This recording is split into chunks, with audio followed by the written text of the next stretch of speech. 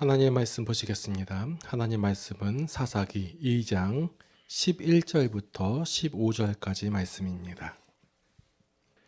이스라엘 자손이 여호와의 목전에 악을 행하여 바알들을 섬기며 애굽 땅에서 그들을 인도하여 내신 그들의 조상들의 하나님 여호와를 버리고 다른 신들 곧 그들의 주위에 있는 백성의 신들을 따라 그들에게 절하며 여호와를 진노하시게 하였으되 곧 그들이 여호와를 버리고 바알과 아스타롯을 섬겼으므로 여호와께서 이스라엘에게 진노하사 노략하는 자의 손에 넘겨주사 그들이 노략을 당하게 하시며 또 주위에 있는 모든 대적의 손에 팔아넘기심에 그들이 다시는 대적을 당하지 못하였으며 그들이 어디로 가든지 여호와의 손이 그들에게 재앙을 내리시니 곧 여호와께서 말씀하신 것과 같고 여호와께서 그들에게 맹세하신 것과 같아서 그들의 괴로움이 심하였더라. 아멘. 사사기 2장에 나온 그 사사기 전반적인 내용들은 나중에 나올 3장 이후의 모든 내용들의 요약이라고 보시면 될 것입니다.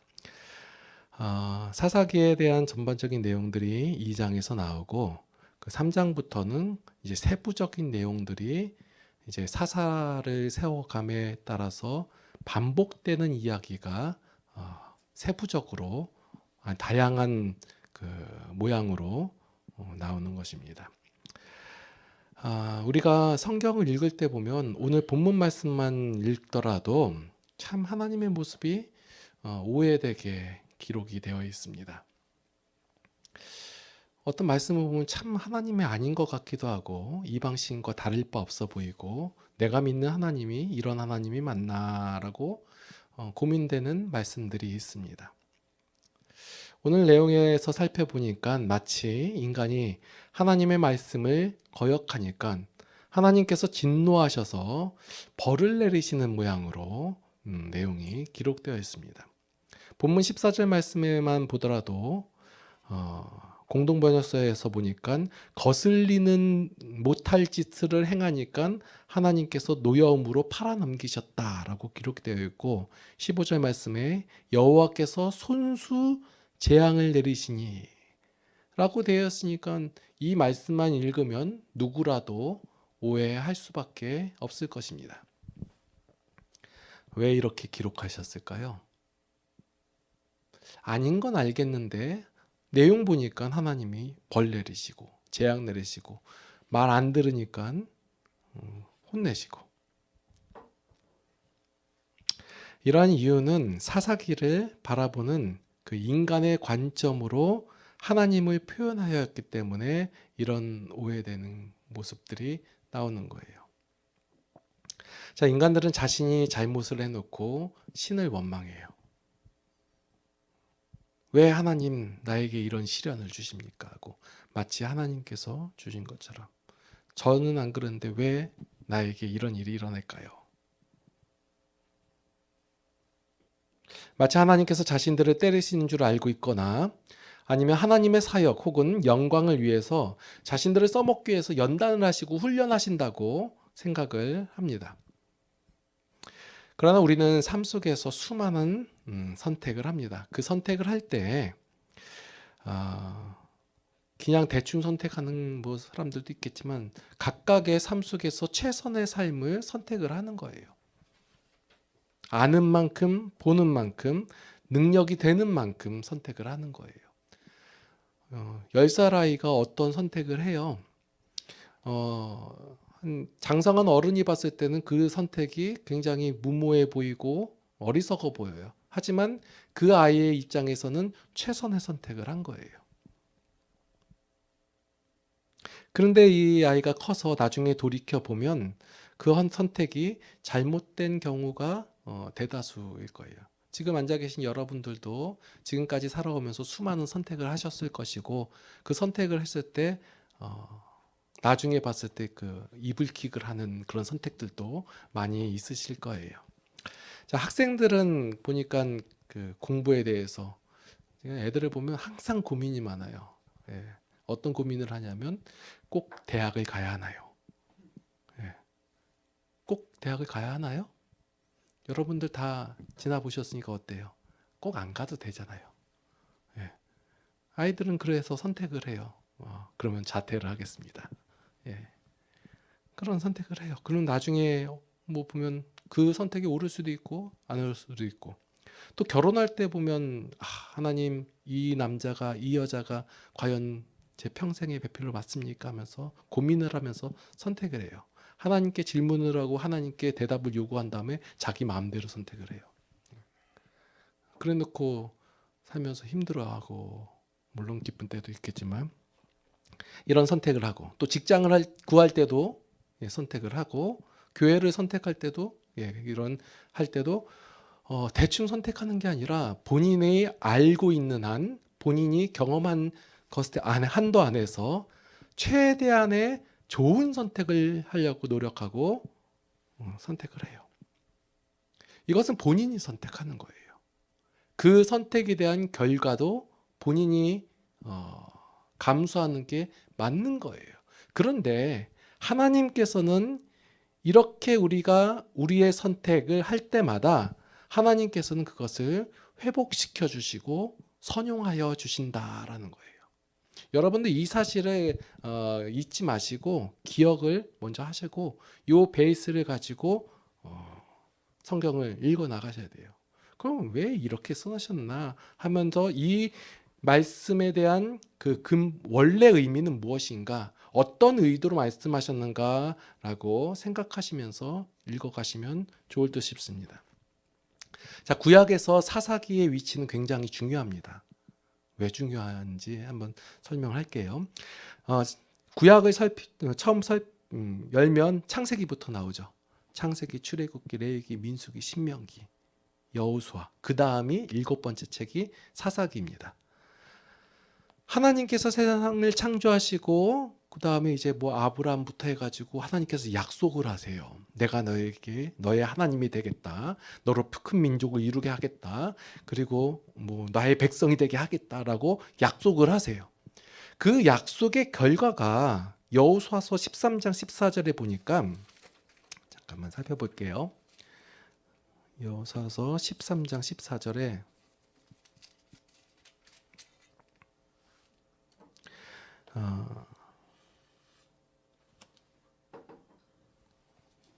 제가 잘못 적어놨네요. 이거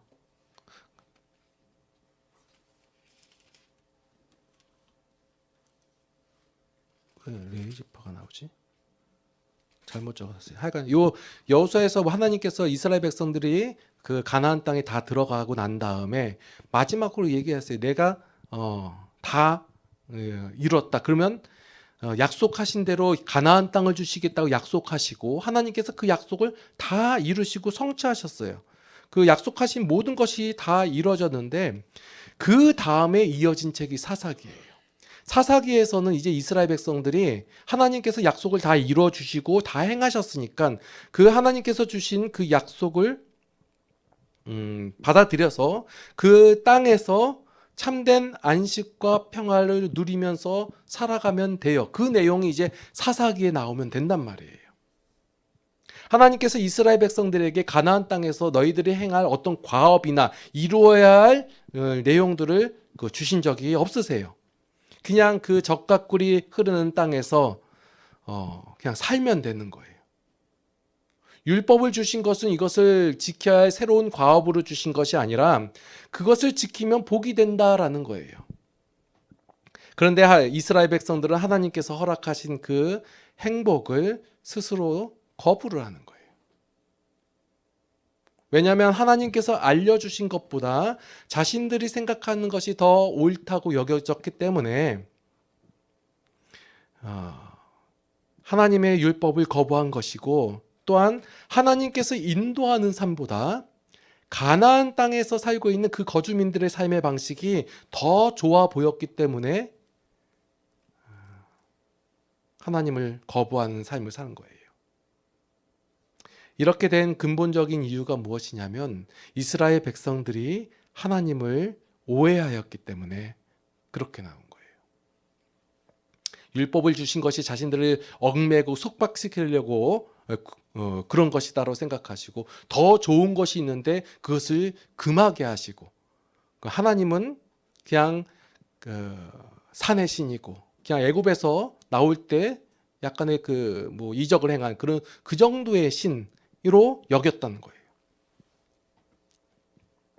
하나님의 은혜로 말미암아 구원받은 백성이지만 여전히 죄의 사고방식을 가지고 있었기 때문에 하나님의 말씀을 오해한 것이에요.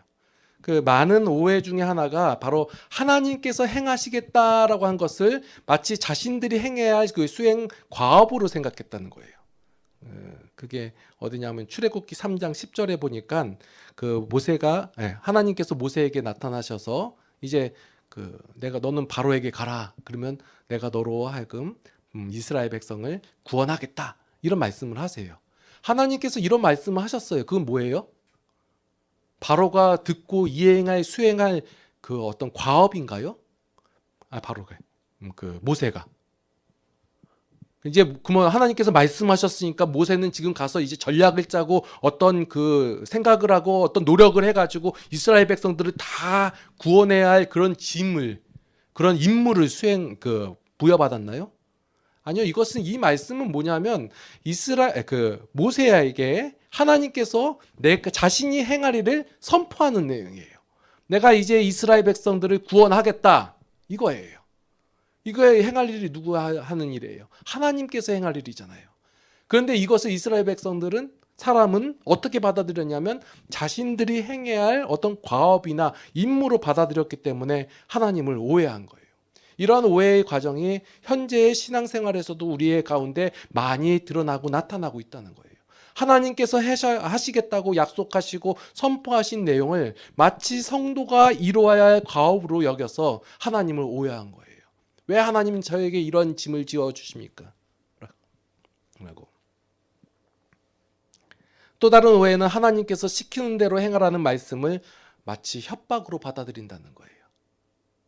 하나님께서 이렇게 행하라 라는 말씀은 바로 성도를 위하여, 사람을 위하여, 하나님의 백성을 위하여 하나님께서 말씀하신 거예요. 이것은 지켜야지 그 성도에게 더 좋은 것이 되고 득이 되고 그런 말씀인데 이것을 마치 협박으로 받아들인다는 거예요. 예를 들어서 어떤 사람이 그 병원에 갔어요. 병원에 갔는데 의사가 당신은 뭐 암 말기입니다. 그러니 앞으로 고기도 먹어도 안 되고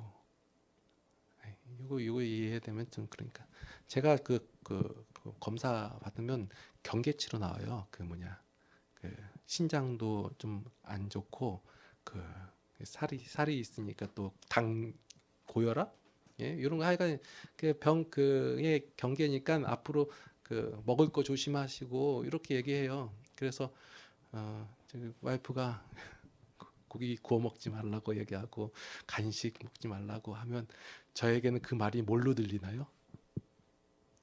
물론 저는 저를 위한다고 들리는데 자칫 잘못 오해를 하면 협박처럼 들린다는 거예요. 이거 먹으면 죽어. 이거 먹으면 이거 먹고 말 안 들으면 어떻게 돼요? 잘못돼. 이 말이 협박처럼 들린다는 거예요. 마찬가지로 하나님께서 우리를 위하여 말씀하신 내용들이 있어요.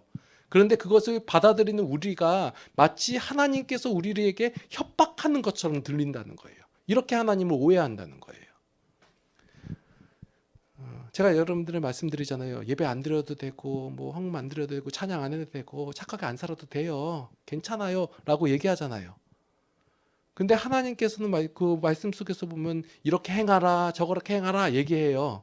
이것은 협박이 아니라 그대로 따르면 복이 되고 득이 되고 이익이 되는 하나님의 말씀이라는 거예요.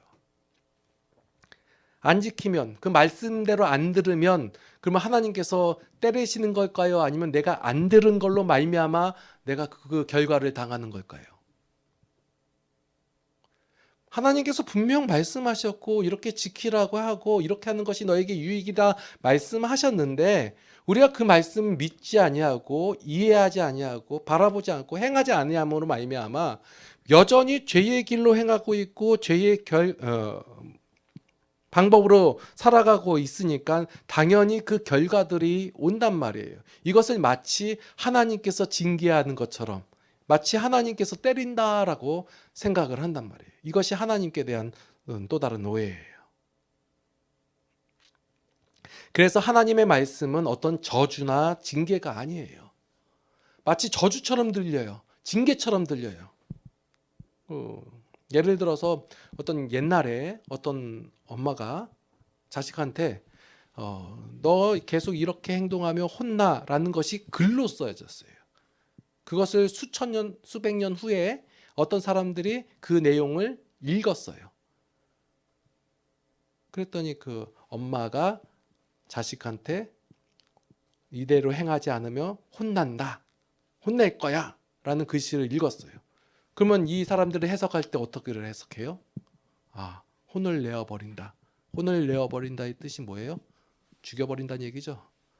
혼과 육체가 분리가 된다. 엄마가 자식을 죽여버린다는 얘기구나. 이렇게 해석을 해버린다는 거예요. 그래서 하나님의 말씀을 저주나 징계처럼 해석해버리는 거예요. 우리가 하나님 잘 모르니까. 이 환경과 어떠한 의도와 어떤 의미로 이렇게 말씀하셨는지를 우리가 그것은 전혀 이해하지 못한 채 그냥 글씨가 이렇게 써여 있으니까 하나님께서 이스라엘 백성들을 협박하고 저주하고 징계하시는구나 라고 이해를 한다는 거예요. 이러한 말씀들은 저주나 징계가 아니라 죄인을 살리고자 하는 하나님의 권면이에요. 이스라엘의 스스로의 죄악을 인하여 그 결과를 당하여 괴로움을 당할 때 그 이스라엘보다 더 괴로움이 심한 분이 바로 하나님이세요. 세상이 그리고 죄인들이 하나님을 오해하는 것은 당연한 거예요. 세상 사람들은 기독교를 이해할 수 없어요. 하나님을 알 수가 없어요. 그러니까 그들이 알고 있는 가치와 원리로 그 눈으로 하나님을 바라보기 때문에 하나님을 오해하는 것이 당연해요. 그런데 성도는 그러면 안 돼요. 성도는 하나님을 오해하면 안 돼요. 모르면, 잘못 알면 오해를 하는 거예요.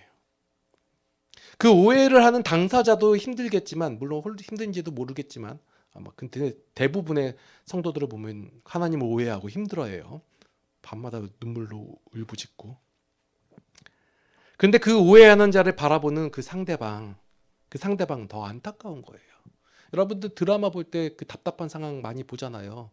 그러면 그 답답하게 행동하는 그 사람들이 힘들어요. 그 드라마를 보는 여러분들이 더 답답해요. 드라마를 안 보시나요? 막 그 답답해하면서 봐요. 그 시청자가 더 답답하듯이 그 하나님을 오해하여 힘들어하면서 그 어렵게 사는 성도들을 바라보면서 하나님께서는 더 힘들어하시고 더 안타까워하신다라는 거예요.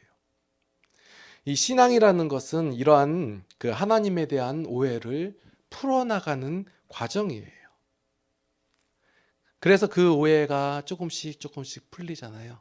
그러면 그것에 대해서 우리의 마음이, 가슴이 먹먹해지는 거예요. 그걸 우리가 흔히 은혜 받았다라고 얘기하는 거예요. 전혀 아무렇지도 않게 그 하나님을 오해하면서 살았지만 그 하나님에 대해서 바로 알게 되면 회개가 나오게 되는 것이며 감사가 나오게 되는 것이에요. 세상 종교는 신에 대한 두려움에서 시작하지만 기독교의 신앙은 나를 위하여 행하신 그 하나님의 사역에 대한, 그 하나님의 일하심에 대한 감사에서부터 시작되는 것이에요. 그래서 우리가 무엇인가 행해야 된다는 것보다 우선시돼야 되는 것이 하나님에 대한 오해를 풀어버리는 거예요. 이 오해를 우리가 오해하고 있다라고 생각하지 못하고 있어요. 그렇기 때문에 하나님에 대해서 알아가고 그 행하심을 바라보는 그 과정이 필요해요. 그 과정을 통해 가지고 하나님이 이런 분이 아니셨구나. 우리가 사사기를 바라볼 때도 하나님이 이런 의도로 말씀하신 것이 아니었구나. 진정한 마음은 이런 마음인데 인간이 끊임없이 오해를 하고 하나님에 대해서 알아가지 아니하고 여전히 알고 있던 그 가치와 원리를 가지고 하나님을 대하니까 이런 현상들이 나타나는구나. 그래서 하나님에 대한 오해가 풀리면, 그 하나님에 대해서 바로 알게 되면 어떻게 돼요? 감사가 나오는 거예요. 그래서 신앙은 결과를 이루기 위해서 노력하고 애쓰고 힘을 내는 것이 아니라 이루어진 결과가 무엇인지를 알아서 그 결과에 대한 반응을 하는 게 신앙이에요.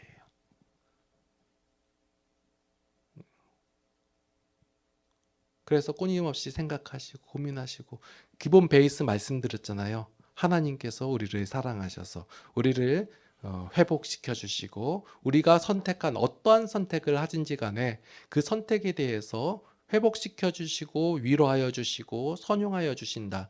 이것에 대한 기본 베이스로 하나님을 바라보시고, 또한 그 하나님을 오해하지 마시고 하나님께 올바른 간구와 기도 그리고 감사를 하시는 여러분들이 되시기를 축원합니다. 기도하시겠습니다. 하나님, 우리는 항상 최선의 선택을 한다고 하고 이 선택이 옳은 것이고 이 선택이 더 나은 것이다 라고 생각하면서 살아갑니다. 그러나 우리가 하나님께 기반되지 않은 선택은 다 헛된 것이며 다 안 좋은 결과를 이끌어갑니다. 하나님, 먼저 우리가 하나님을 바라보게 하여 주시옵고 하나님 것이 훨씬 더 좋다는 것을 인정하는 삶을 살아가게 하여 주시옵소서. 그래야 하나님의 심정과 마음으로, 하나님의 가치관으로, 하나님의 원리로 선택한 그 모든 삶이 우리에게 기쁨이 되고 평안이 되게 하여 주시옵소서. 올바른 선택을 하게 하여 주시옵고 하나님을 오해하지 않는 삶을 살게 하여 주시옵소서. 우리가 연약함으로 말미암아, 모자름으로 말미암아 잘못된 선택을 할 때가 있습니다. 그럼 하나님께서 우리를 불쌍히 여겨 주시옵고 긍휼히 여겨 주시사 그 모든 상황에서 그 모든 상황을 해결하여 주시옵고 또한 선용하여 주시사 좋은 결과로 이끌어 주시옵소서. 이제는 우리 주 예수 그리스도의 무한하신 은혜와 하나님 아버지의 극진하신 사랑하심과 성령님의 감화, 감동, 인도, 보호, 역사하심이 이제 하나님을 알아가 그 더 이상 하나님을 오해하지 않기를 원하는 모든 성도들을 머리 위에 이제로부터 영원토록 함께 하시옵기를 간절히 축원하옵나이다. 아멘.